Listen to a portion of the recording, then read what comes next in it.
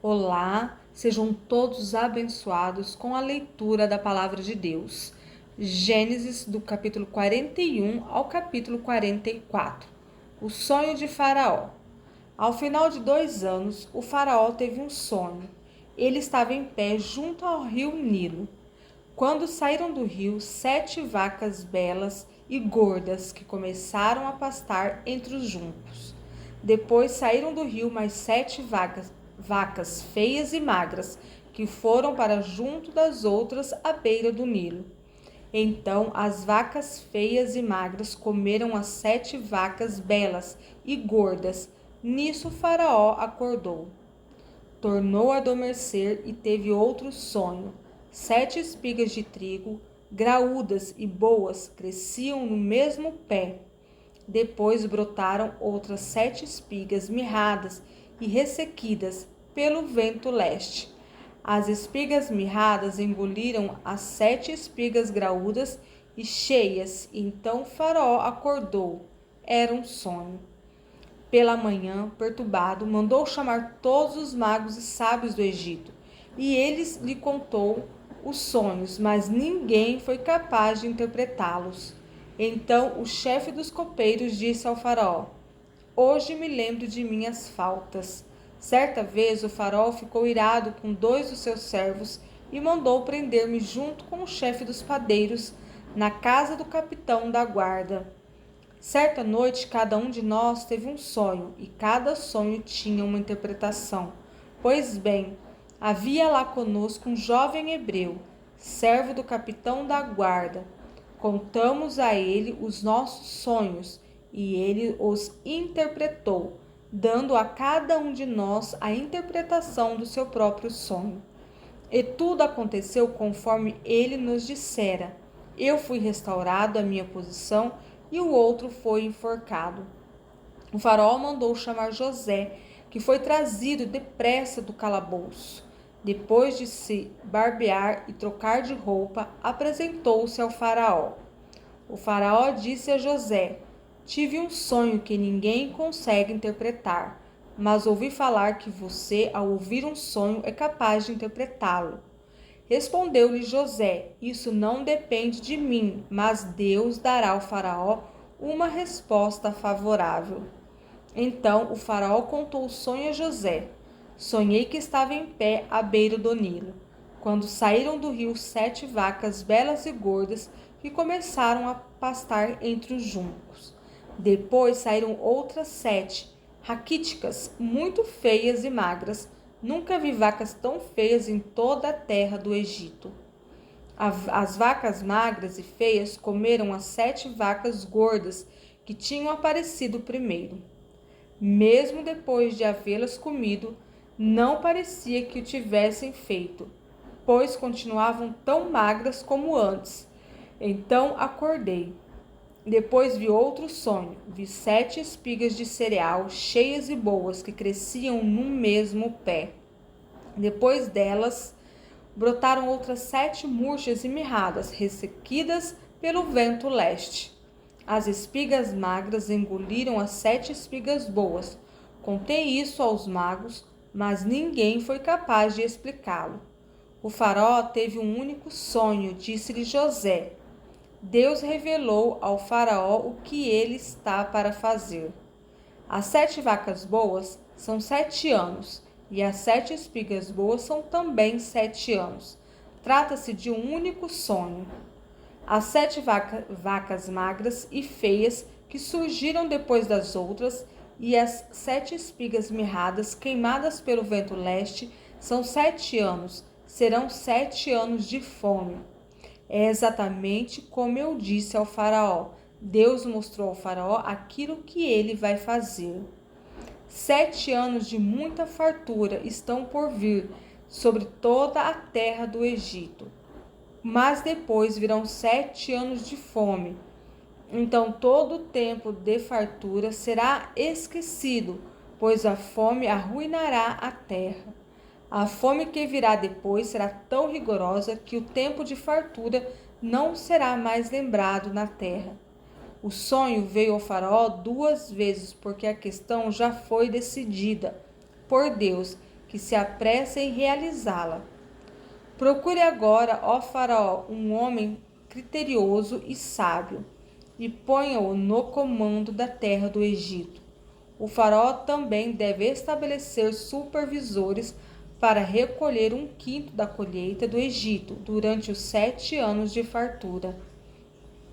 Eles deverão recolher o que puderem nos anos bons que virão e fazer estoques de trigo que, sob o controle do Faraó, serão armazenados nas cidades. Esse estoque servirá de reserva para os 7 anos de fome que virão sobre o Egito, para que a terra não seja arrasada pela fome. O plano pareceu bom ao Faraó e a todos os seus conselheiros. Por isso o Faraó lhes perguntou: será que vamos achar alguém como este homem, em quem está o Espírito Divino? Disse, pois, o Faraó a José: uma vez que Deus lhe revelou todas essas coisas, não há ninguém tão criterioso e sábio como você. Você terá o comando de meu palácio e de todo o meu povo. Se sujeitará às suas ordens. Somente em relação ao trono serei maior que você. José, governador do Egito. E o Faraó prosseguiu: entrego a você agora o comando de toda a terra do Egito. Em seguida, o Faraó tirou do dedo seu anel selo e o colocou no dedo de José. Mandou vestir-se linho fino e colocou uma corrente de ouro em seu pescoço. Também o fez subir em sua segunda carruagem real, e à frente os arautos iam gritando: abram caminho. Assim José foi posto no comando de toda a terra do Egito. Disse ainda o Faraó a José: eu sou o Faraó, mas sem a sua palavra ninguém poderá levantar a mão nem o pé em todo o Egito. O Faraó deu a José o nome de Zafenate-Paneia e lhe deu por mulher Asenate, filha de Potífera, sacerdote de On. Depois José foi inspecionar toda a terra do Egito. José tinha 30 anos de idade quando começou a servir ao Faraó, rei do Egito. Ele se ausentou da presença do Faraó e foi percorrer todo o Egito. Durante os 7 anos de fartura, a terra teve grande produção. José recolheu todo o excedente dos 7 anos de fartura no Egito e o armazenou nas cidades. Em cada cidade, ele armazenava o trigo colhido nas lavouras das redondezas. Assim José estocou muito trigo, como a areia do mar. Tal era a quantidade que ele parou de anotar, porque ia além de toda a medida. Antes dos anos de fome, Asenate, filha de Potífera, sacerdote de On, deu a José 2 filhos. Ao primeiro, José deu o nome de Manassés, dizendo: Deus me fez esquecer todo o meu sofrimento e toda a casa de meu pai. Ao segundo filho chamou Efraim, dizendo: Deus me fez prosperar na terra onde tenho sofrido. Assim chegaram ao fim os 7 anos de fartura no Egito. E começaram os 7 anos de fome, como José tinha predito. Houve fome em todas as terras, mas em todo o Egito havia alimento. Quando todo o Egito começou a sofrer com a fome, o povo clamou ao Faraó por comida, e este respondeu a todos os egípcios: dirijam-se a José e façam o que ele disser. Quando a fome já se havia espalhado por toda a terra, José mandou abrir os locais de armazenamento e começou a vender trigo aos egípcios, pois a fome se agravava em todo o Egito. E de toda a terra vinha gente ao Egito para comprar trigo de José, porquanto a fome se agravava em toda a parte. Os irmãos de José vão ao Egito. Quando Jacó soube que no Egito havia trigo, disse a seus filhos: por que estão aí olhando um para os outros? Disse ainda: ouvi dizer que há trigo no Egito. Desçam até lá e comprem trigo para nós, para que possamos continuar vivos e não morramos de fome. Assim, 10 dos irmãos de José desceram ao Egito para comprar trigo. Jacó não deixou que Benjamim, irmão de José, fosse com eles, temendo que algum mal lhe acontecesse. Os filhos de Israel estavam entre outros que também foram comprar trigo, por causa da fome na terra de Canaã. José era o governador do Egito, e era ele quem vendia trigo a todo o povo da terra. Por isso, quando os irmãos de José chegaram, curvaram-se diante dele com o rosto em terra. José reconheceu seus irmãos logo que os viu, mas agiu como se não os conhecesse, e lhes falou asperamente: De onde vocês vêm? Responderam eles: Da terra de Canaã, para comprar comida. José reconheceu os seus irmãos, mas eles não o reconheceram. Lembrou-se então dos sonhos que tivera a respeito deles e lhes disse: Vocês são espiões. Vieram para ver onde a nossa terra está desprotegida. Eles responderam: Não, meu senhor. Teus servos vieram comprar comida. Todos nós somos filhos do mesmo pai. Teus servos são homens honestos e não espiões. Mas José insistiu: Não, vocês vieram ver onde a nossa terra está desprotegida. E eles disseram: Teus servos eram 12 irmãos, todos filhos do mesmo pai, na terra de Canaã. O caçula está agora em casa com o pai, e o outro já morreu. José tornou a afirmar: É como lhes falei, vocês são espiões. Vocês serão postos à prova. Juro pela vida do faraó que vocês não sairão daqui enquanto o seu irmão caçula não vier para cá. Mandem algum de vocês buscar o seu irmão enquanto os demais aguardam presos. Assim ficará provado se as suas palavras são verdadeiras ou não. Se não forem, juro pela vida do faraó que ficará confirmado que vocês são espiões. E os deixou presos 3 dias.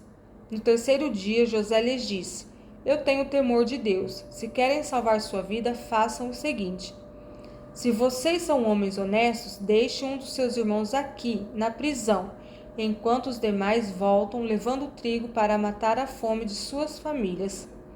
Tragam-me, porém, o seu irmão caçula, para que se comprovem as suas palavras e vocês não tenham que morrer. Eles se prontificaram a fazer isso e disseram uns aos outros: Certamente estamos sendo punidos pelo que fizemos ao nosso irmão. Vimos como ele estava angustiado quando nos implorava por sua vida, mas não lhe demos ouvidos. Por isso, nos sobreveio esta angústia. Rúben respondeu: Eu não lhes disse que não maltratassem o menino? Mas vocês não quiseram me ouvir. Agora teremos que prestar contas de seu sangue. Eles, porém, não sabiam que José podia compreendê-los, pois eles lhe falavam por meio de um intérprete. Nisso José retirou-se e começou a chorar, mas logo depois voltou e conversou de novo com eles. Então escolheu Simeão e mandou acorrentá-lo diante deles. Em seguida, José deu ordem para que enchessem de trigo suas bagagens, devolvessem a prata de cada um deles, colocando-a nas bagagens, e lhes dessem mantimentos para a viagem. E assim foi feito. Eles puseram a carga de trigo sobre os seus jumentos e partiram. No lugar onde pararam para pernoitar, um deles abriu a bagagem para pegar forragem para o seu jumento e viu a prata na boca da bagagem. E disse aos seus irmãos: Devolveram a minha prata, está aqui em minha bagagem. Tomados de pavor em seu coração e tremendo, disseram uns aos outros: Que é isto que Deus fez conosco?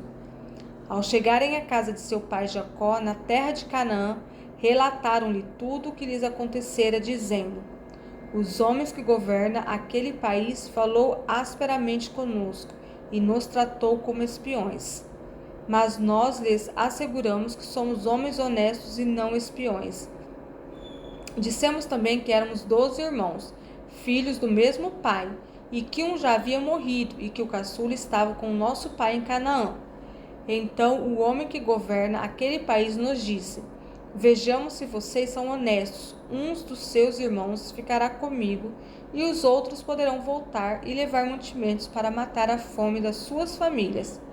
Tragam-me, porém, o seu irmão caçula, para que eu comprove que vocês não são espiões, mas sim homens honestos.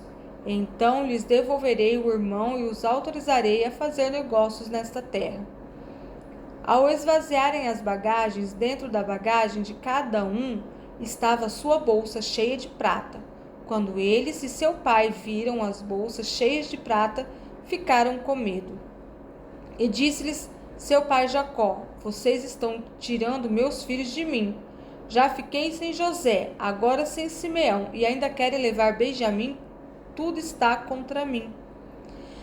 Então Ruben disse ao pai: Podes matar meus 2 filhos se eu não trouxer de volta. Deixa-os aos meus cuidados e eu trarei. Mas o pai respondeu: Meu filho não descerá com vocês. Seu irmão está morto e ele é o único que resta. Se qualquer mal lhe acontecer na viagem que estão por fazer, vocês farão estes meus cabelos brancos descer à sepultura com tristeza.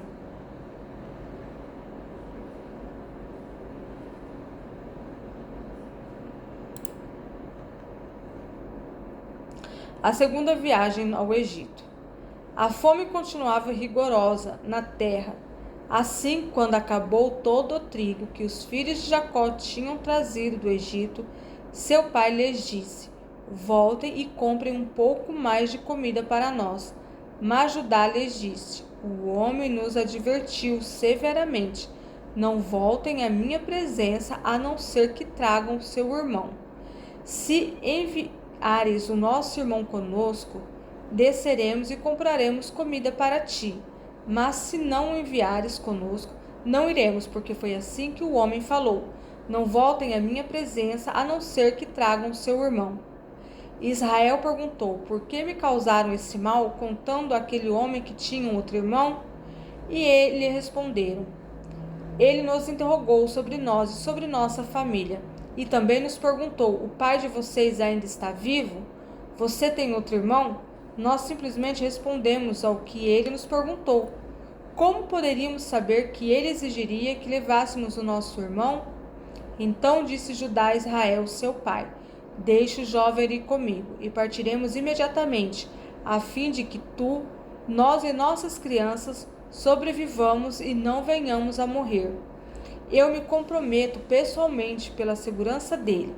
Podes me considerar responsável por ele. Se eu não o trouxer de volta e não o colocar bem aqui na tua presença, serei culpado diante de ti pelo resto da minha vida. Como se vê, se não tivéssemos demorado tanto, já teríamos ido e voltado 2 vezes. Então Israel, seu pai, lhes disse: Se tem que ser assim, que seja. Coloquem alguns dos melhores produtos da nossa terra na bagagem e levem-nos como presentes ao tal homem um pouco de bálsamo, um pouco de mel, algumas especiarias e mirra, algumas nozes de pistache e amêndoas. Levem prata em dobro e devolvam a prata que foi colocada de volta na boca da bagagem de vocês. Talvez isso tenha acontecido por engano. Peguem também o seu irmão e voltem àquele homem. Que o Deus Todo-Poderoso lhes conceda misericórdia diante daquele homem, para que ele permita que o seu outro irmão e Benjamim voltem com vocês. Quanto a mim, se ficar sem filhos ficarei. Então os homens desceram ao Egito, levando o presente, prata em dobro e Benjamim, e foram à presença de José.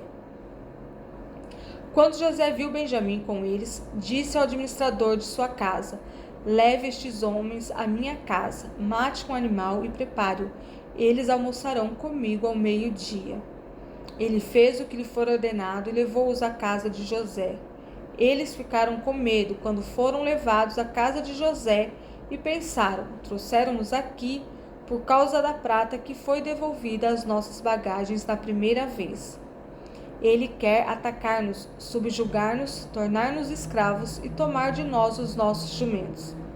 Por isso, dirigiram-se ao administrador da casa de José e lhe disseram à entrada da casa: Ouça, Senhor, a primeira vez que viemos aqui foi realmente para comprar comida, mas no lugar em que paramos para pernoitar, abrimos nossas bagagens e cada um de nós encontrou a prata que tinha trazido, na quantia exata. Por isso a trouxemos de volta conosco. além de mais prata para comprar comida. Não sabemos quem pôs a prata em nossa bagagem. Fiquem tranquilos, disse o administrador. Não tenham medo. O seu Deus, o Deus de seu pai, foi quem lhes deu um tesouro em suas bagagens, porque a prata que de vocês eu recebi. Então soltou Simeão e o levou à presença deles. Em seguida, os levou à casa de José, deu-lhes água para lavarem os pés e forragem para os seus jumentos. Eles então prepararam o presente para a chegada de José ao meio-dia, porque ficaram sabendo que iriam almoçar ali. Quando José chegou, eles os presentearam com o que tinham trazido e curvaram-se diante dele até o chão. Ele então lhes perguntou como passavam e disse em seguida: Como vai o pai de vocês? O homem idoso de quem me falaram ainda está vivo? Eles responderam: Teu servo, nosso pai, ainda vive e passa bem, e se curvaram para prestar-lhe honra. Olhando ao redor e vendo seu irmão Benjamim, filho de sua mãe, José perguntou: É este o irmão caçula de quem me falaram? E acrescentou: Deus lhe conceda graça, meu filho. Profundamente emocionado por causa de seu irmão, José apressou-se em sair à procura de um lugar para chorar, e entrando em seu quarto chorou. Depois de lavar o rosto, saiu e, controlando-se, disse: Sirvam a comida. Serviram a ele em separado dos seus irmãos e também dos egípcios que comiam com ele, porque os egípcios não podiam comer com os hebreus, pois isso era sacrilégio para eles. Seus irmãos foram colocados à mesa perante ele por ordem de idade, do mais velho ao mais moço, e olhavam perplexos uns para os outros. Então lhes serviram da comida da mesa de José, e a porção de Benjamim era 5 vezes maior que as dos outros, e eles festejaram e beberam à vontade. A taça de prata no saco. José deu as seguintes ordens ao administrador de sua casa: Encha as bagagens desses homens com todo o mantimento que puderem carregar, e coloque a prata de cada um na boca de sua bagagem. Depois coloque a minha taça, a taça de prata, na boca da bagagem do caçula, junto com a prata paga pelo trigo. E ele fez tudo conforme as ordens de José. Assim que despontou a manhã, despediram os homens com seus jumentos. Ainda não tinham se afastado da cidade quando José disse ao administrador de sua casa: Vá atrás daqueles homens, e quando os alcançar, diga-lhes: Por que retribuíram o bem com o mal? Não é esta taça que o meu senhor usa para beber e para adivinhações? Vocês cometeram grande maldade. Quando ele os alcançou, repetiu-lhes essas palavras. Mas eles lhe responderam: Por que o meu senhor diz isso? Longe dos seus servos fazer tal coisa. Nós lhes trouxemos de volta da terra de Canaã a prata que encontramos na boca de nossa bagagem. Como roubaríamos prata ou ouro da casa do seu senhor?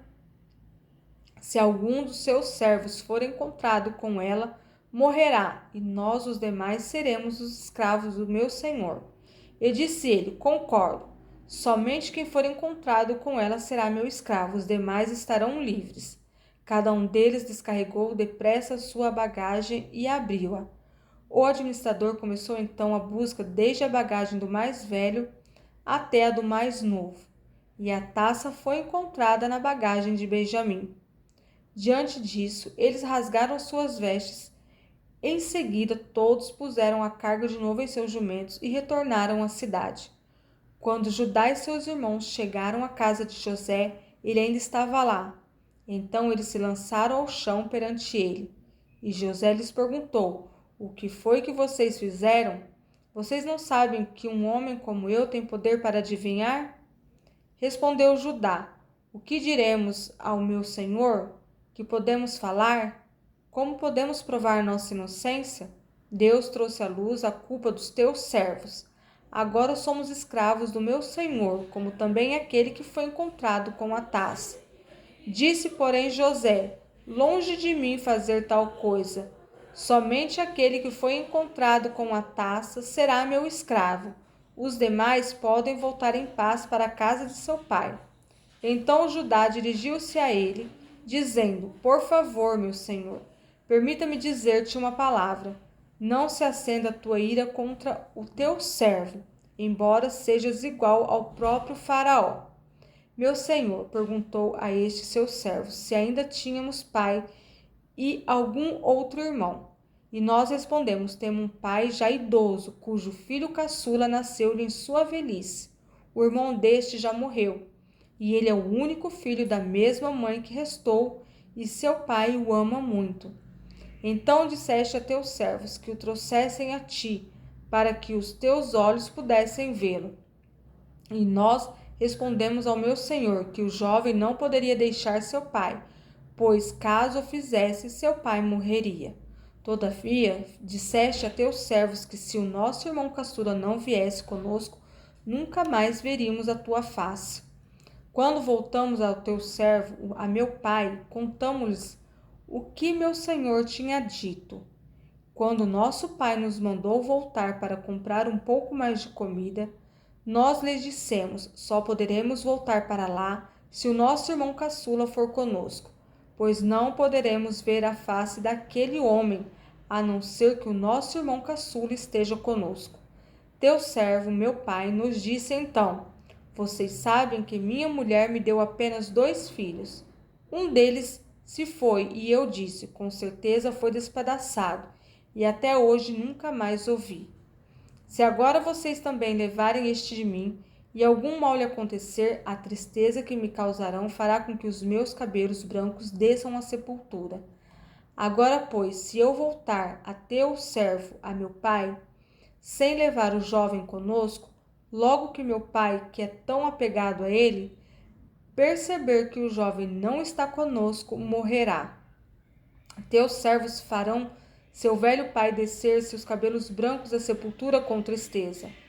Além disso, teu servo garantiu a segurança do jovem a seu pai, dizendo-lhe: se eu não trouxer de volta, suportarei essa culpa diante de ti pelo resto da minha vida. Por isso agora te peço, por favor, deixa o teu servo ficar como escravo do meu senhor no lugar do jovem, e permite que ele volte com os seus irmãos. Como poderei eu voltar a meu pai sem levar o jovem comigo?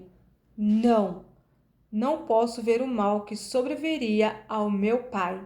Amém? Fiquem todos com Deus. Até a próxima leitura. Tchau!